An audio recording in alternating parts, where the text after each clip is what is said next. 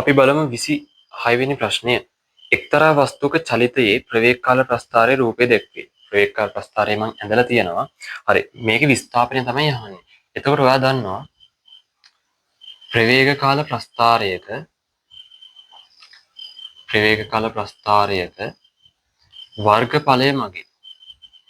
වර්ගඵලය මගින් අපිට ලැබෙන්නේ විස්ථාපනය.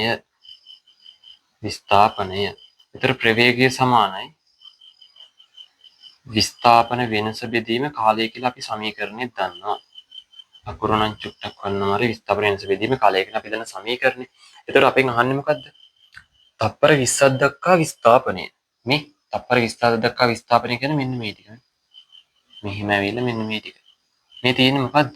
ට්‍රපීසියම. ඒතර අපි හොයන්න ඕනේ මම මෙන්න මේ අඳුර කරනවා ට්‍රපීසියම.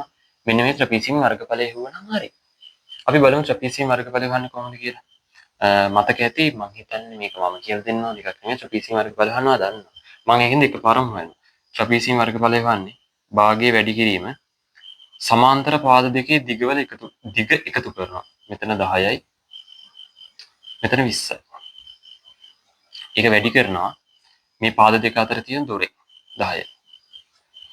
එතකොට භාගයයි 30 10යි 150යි. මීටර 150ක් වෙනවා මේ ට්‍රපීසියම වර්ගඵලය. ඒතකොට 150 තමයි උත්තරේ. පිළිතුර 3. මතක තියාගන්න පොයින්ට් එක තමයි මෙන්න මේ. ප්‍රවේග කාල ප්‍රස්ථාරයක වර්ගඵලය මගින් තමයි විස්ථාපනය යන්නේ. ඒතකොට අපිට මේක සමහර විට දැන් දුන්නේ ට්‍රපීසියමනේ. නැත්නම් ත්‍රිකෝණයක් දෙන්න පුළුවන්. එහෙම තමයි දෙන්නේ. ඒතකොට අපිට ඒකේ වර්ගඵලය හොයම හරි.